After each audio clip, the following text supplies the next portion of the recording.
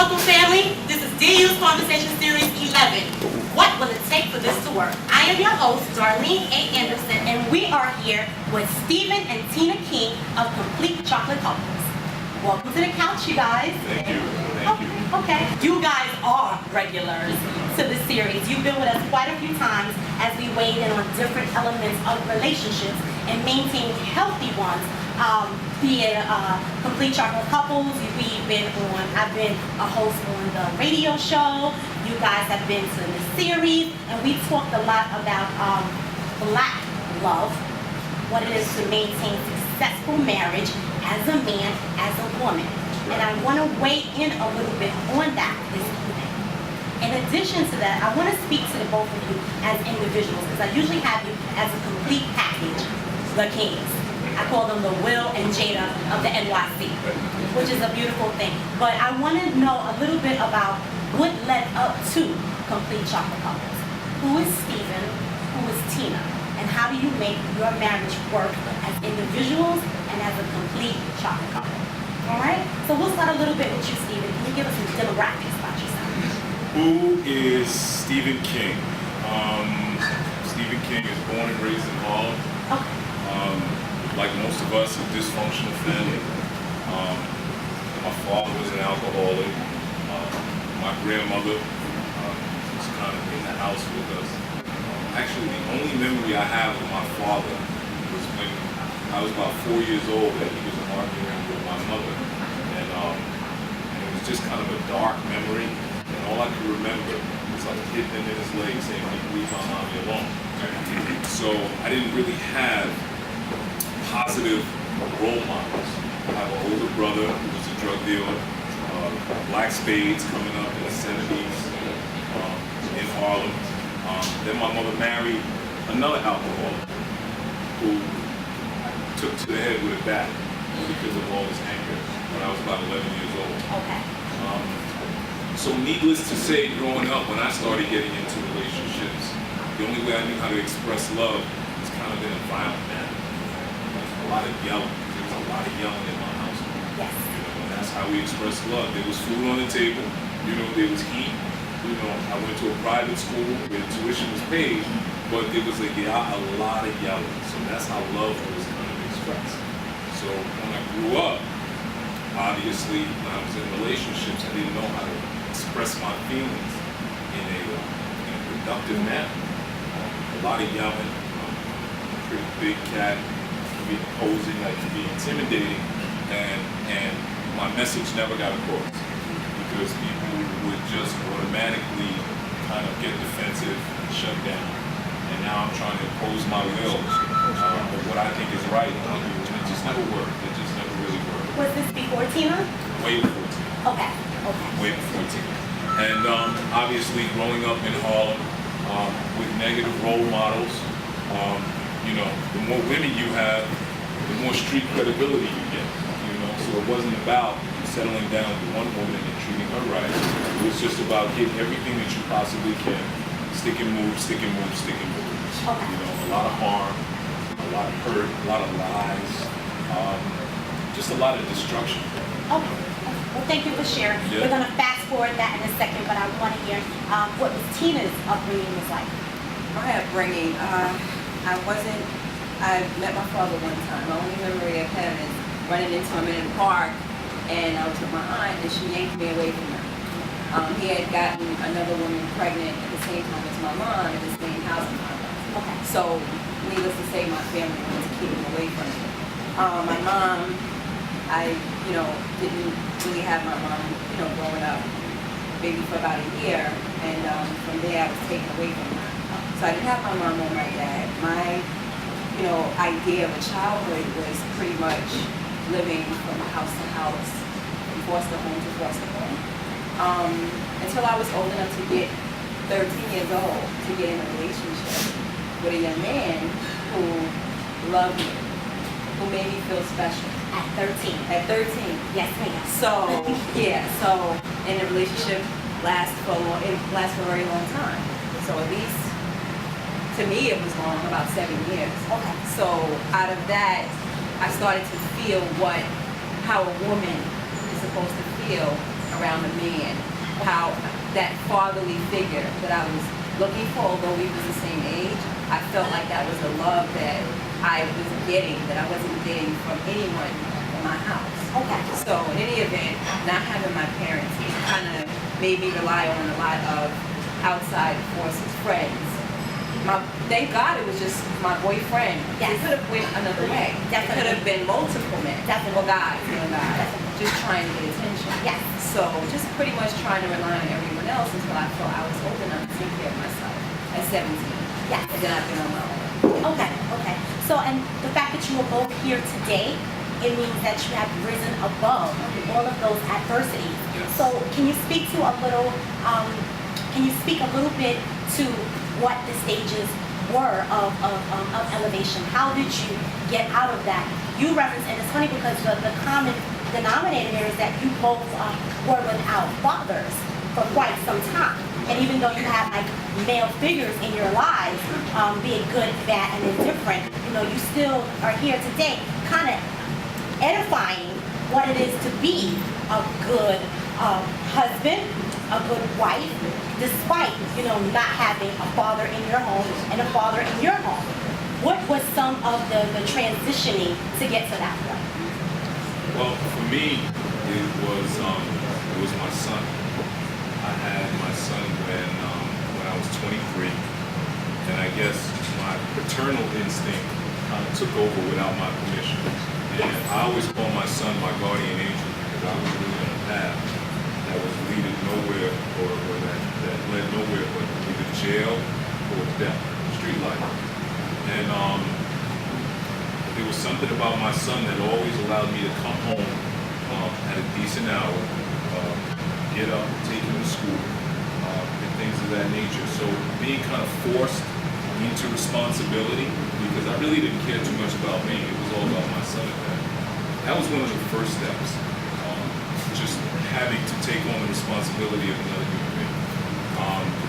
Then, my introduction to God, and I want to be clear, not in a religious aspect, but more of a spiritual aspect. Kind of doing a lot of self-help work on myself, actual writing was very therapeutic. Really sitting down and doing some serious writing about the harm that I created, about the shame, the guilt, about the fears that I had, all my insecurities. So I kind of like brought it to the surface, became aware of it, and then I was able to deal with it in a more productive manner. Kind of not completely get rid of it, but kind of put it in its own little box so Yes. that it doesn't affect me. Yes, yes.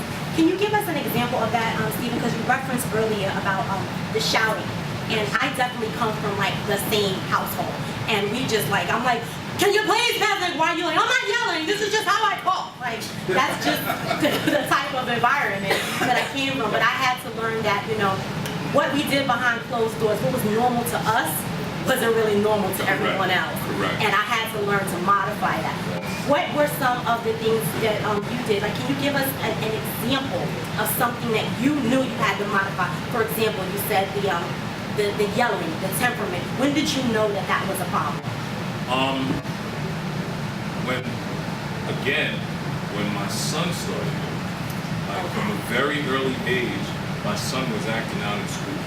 And since first grade on up, I was always getting called in to have to deal with his behavior. Okay. Right? And it was one very humbling moment where the director of the boys club had to call me because my son, and this is the way he expressed it, he said all the kids get angry, right? But your son was enraged, right? And I had gone through some anger management classes at that point. I called myself letting him in on my secret, right? And I said to him, well, I've had some anger issues. And he looked at me and he said, oh, I know. Just like that. He said, I know, right? And I was very embarrassed, but he says, because he knew that my son was picking up that behavior.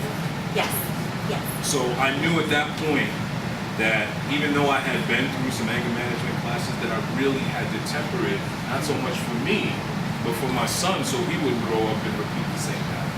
Beautiful. So So Miss Tina, fast forward. You guys are married now. If you could just give us a little synopsis of what the years were like from courtship to where you're at. Like, how long did you date? So we were, first of all, we've known each other like forever. So him and I were like this when he was dating. Like, I was the friend he'd call at night and I go, did you get some? You know, that type of thing. Like, what happened? You know, that type of, we were like that to the point where I knew him too well, which wound up working out for us now because we know each other very well. So anyway, we were good friends for a very long time. So I'm pretty much not wanting to make moves or let him know how I feel because I'm A, afraid of rejection. Yes. B, I don't want to get hurt because being his friend, I know he's a great guy when he's a great guy, but I don't know if he's ready to settle down. So in any event, we pretty much kind of took it slow going out here and there. I would say about a year or so, kind of hanging out as friends, and I would go over, and he's been like a single parent since forever. Yes. So I would go over, you know, and cook. He's like, where are you going? I'm like, I'm going on a date. So he's like, you still going? I'm like, yeah, I'm going. I want a relationship. I'm going on a date. I want to, you know. So he's like, okay. So like the next night, 6 o'clock in the morning, I get called. Did he spend the night? Where are you? What are you doing? So needless to say, later that morning we talked, and he said, I want to try a relationship. So when he said that, by then I done called all my girls. I'm like, guess what? So, you know, from that moment is when we took it, and here we are. That's beautiful. Where I want to be. Yes. And Stephen has actually referenced that a couple of times. Stephen, as well as Wil Townsend, who was with us on the Blueprint, the fact that it has to be some form of conversation. Yeah. If you're going to take it to the next level, one should never assume that you are exclusive. There has to be some form of conversation and commitment amongst the both of you. So that's a beautiful thing that the conversation must have. Yeah. Okay, now I'm about to get into your business just a little bit.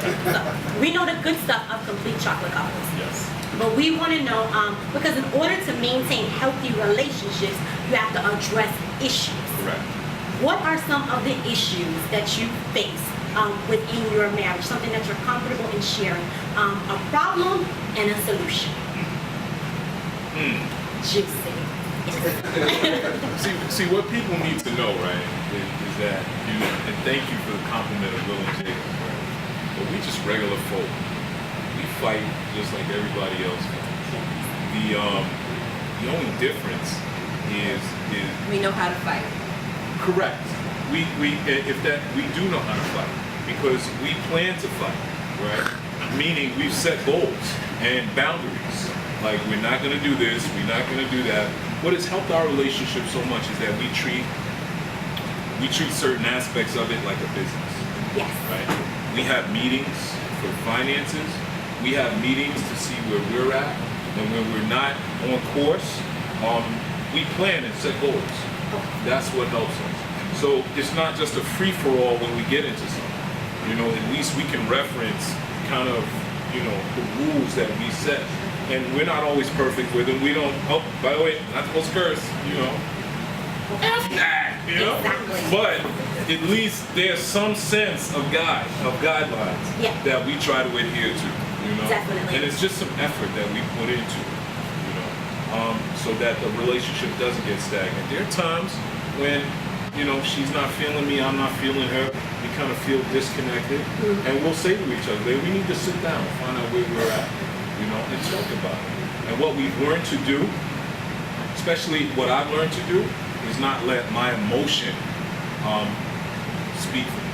I'm learning more to put just a split second between the words and the impulse to lash out, you know, because she's no punk. I already know. I've seen Miss Tina in action. You know, and you know, when I come with the rah, you know, the earrings come off and it's on. It's a Harlem chick. Exactly.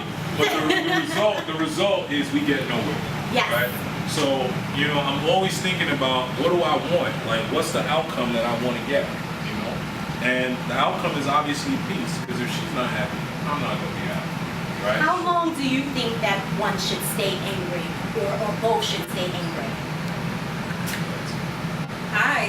I'm a person that I want to resolve it now. He's a person that wants to wait and calm down. So I think the issue should be attacked immediately, and we should talk about it. I'm one of those people like, let's talk now, and he's one of those people that's like, give me a minute, you know, that type of thing. So Now, when he says that, Ms. Tina, because I personally had to learn that when they say they need a minute, they need a minute. They need a minute. Because if you tell me you need a minute, I'm like, I want to talk now. and I've learned that. I've actually learned that. I've learned to wait because if he says he needs a minute, and I'm like, I want to talk, and if he turns around, and I was always like, you know, I'm one of those, I'm annoying, so I'm like, I want to talk, nobody's sleeping tonight, you know, that type of thing. But Turn the lights on. he will, I don't know how he does it. I mean, he should like go on a road with that. He can cut it off, like you're not even there, and I can stand there and go like that, he'll go, and it's like you're not even in the room with him. So it's like, I've learned, if I don't want to get upset, and we wind up getting into this big thing, and I can't sleep because I'm mad that he's snoring and we just had a fight, I need to respect his feelings, because I'm not respecting his space. That's how he processes it. That's what I have to learn to do too. And it's compromise. Would I like for him to continue to battle with me till we get to a solution? Yes.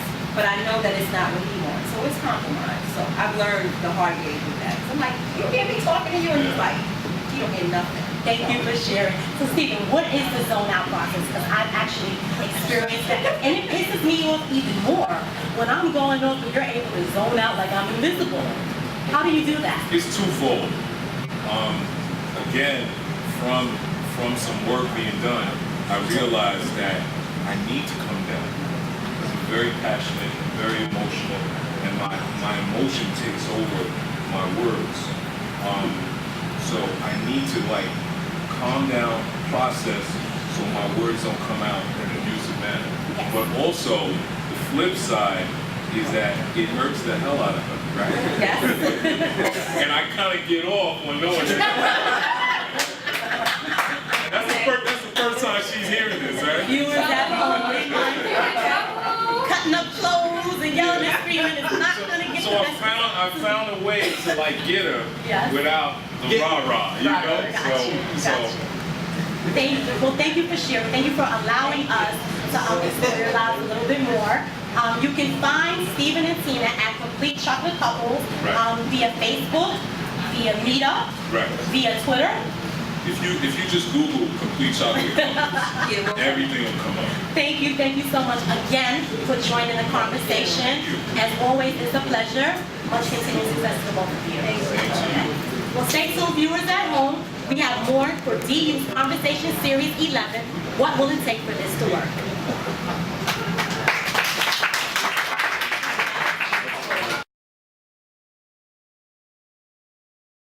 Y'all want me to rap for y'all? Yeah, shorty question.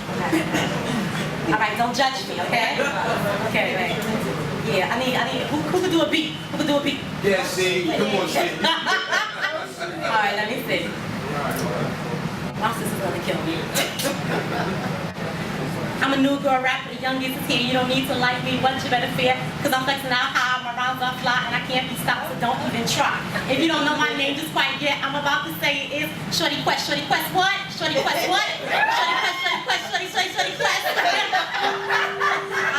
I'll leave that for the mixtape. But that was